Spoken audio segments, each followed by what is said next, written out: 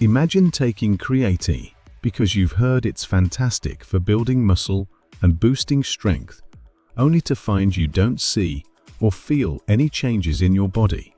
It makes you wonder, am I doing something wrong? It's one of the most researched supplements out there, well known for its potential to enhance muscle strength, size, and body composition. But taking creatine alone doesn't guarantee results.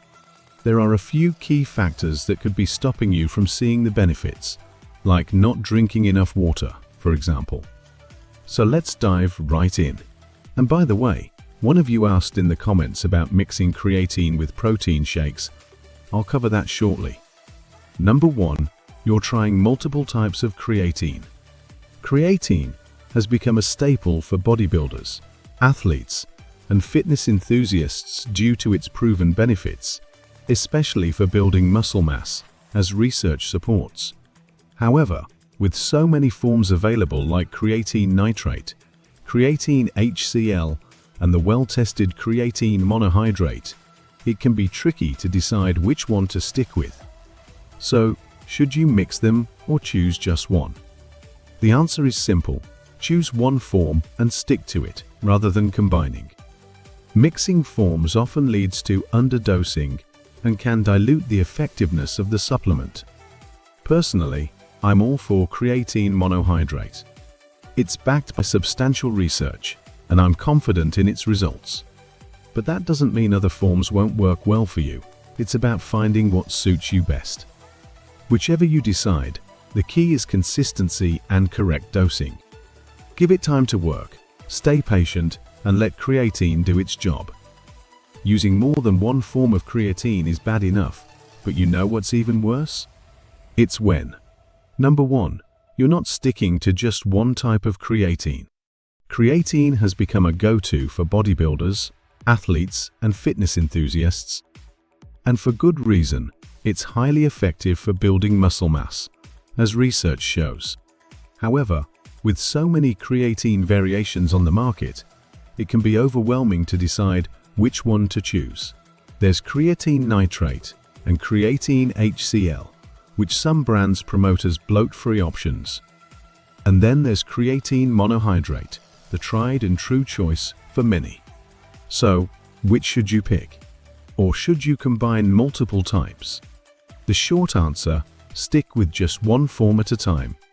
Using multiple forms can mean you're not taking enough of any one kind, potentially limiting the benefits. Personally, I'm all in on creatine monohydrate. It's well supported by extensive research and delivers reliable results. But you can still get positive results with other forms, if that's your preference. Ultimately, it's up to you. But whichever form you choose, make sure you're taking it consistently and in the right amounts. Be patient and allow time for it to work. Trying multiple types of creatine can dilute its effects, but even worse. When. Number 2. You're doing workouts that may not be ideal for optimizing creatine's benefits. Creatine is primarily known for boosting high-intensity performance, so endurance or cardio training likely won't show noticeable effects. The body has 3 systems for generating energy as ATP. But during resistance training or quick bursts like sprinting, the ATP-PCR system is the primary energy provider. Creatine phosphate fuels this system, enabling rapid ATP production in cells. However, creatine phosphate stores are limited, offering energy for only about 10-15 seconds. After this, it takes 3-5 minutes to fully replenish. Though the body naturally produces creatine, roughly 2 grams are excreted daily, making diet and supplementation important for sustaining creatine levels. One key advantage of creatine supplementation is that it increases resting concentrations of creatine phosphate, providing strength for short, high-intensity efforts over longer periods. Over time, this can mean extra reps before fatigue sets in. Conversely, moderate-intensity endurance workouts don't heavily rely on the ATP-PCR system, so you may not see a substantial performance boost with creatine here. Instead, focus on resistance exercises with 3-12 reps or anaerobic training intervals, lasting 10-15 seconds. These align well with creatine's strengths. And just as hydration is essential for training results, it's also crucial for making the most of creatine. More on that soon. Number 3. Many people expect creatine to be a quick fix solution. While creatine is a well-researched effective supplement, it's not a miracle worker. If you're taking creatine and expecting rapid gains in strength or muscle size without putting in the work, you'll likely be disappointed. Creatine takes time to build up in your muscles, and only then will you start to notice gradual improvements in performance, like the ability to complete extra reps or sets, which over time contribute to gains in strength, body composition, and overall training progress.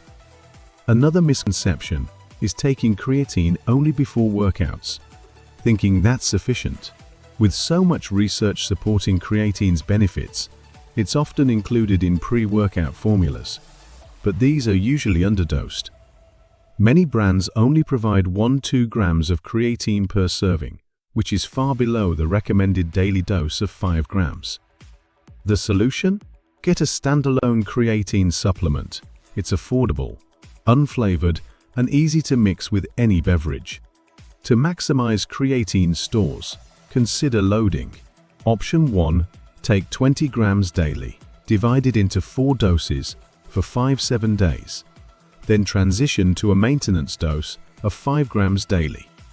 This method fills your creatine stores within a week, but may cause mild bloating due to increased water retention. Option 2. Skip the loading and take 5 grams daily. While this method takes longer to fully saturate your muscles, it reduces the chances of weight gain or bloating. Building muscle also involves other factors, like testosterone, which the body naturally produces. Sometimes, a little extra support can help you maximize muscle growth, and there are ways to boost testosterone levels naturally. I'll cover those strategies shortly. Number 5. You're likely not drinking enough water, and with creatine supplementation, staying hydrated is essential. Many people experience an increase of 2 to 4 pounds in water weight during the first week of using creatine, which is actually a positive sign, showing that the creatine is effectively working. Creatine draws water into your muscles, helping them appear fuller and stay hydrated, which fuels your body during workouts and throughout the day. To support this, it's recommended to increase your water intake by about 300 to 500 ml per 5g of creatine, aiming for a daily intake of 3 to 4 liters.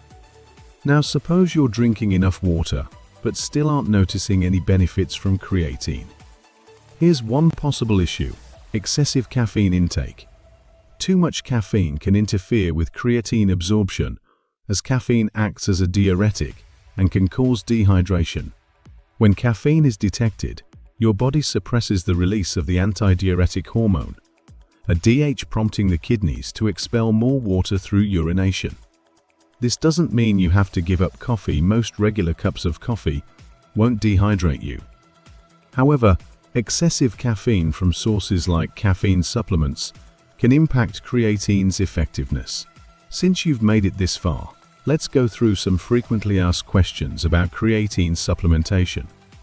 Question 1. Can I mix creatine with protein? Yes, creatine and protein work well together. While creatine supports high-intensity performance, protein is essential for muscle growth and recovery, and there's no negative interaction between the two. You have 2 options here. You can either take them together, especially beneficial for those with balanced diets and intense workout routines, or you can take creatine before workouts to boost performance and then consume protein afterward to support recovery. Question 2. Will creatine harm my kidneys, blood sugar, or muscle mass?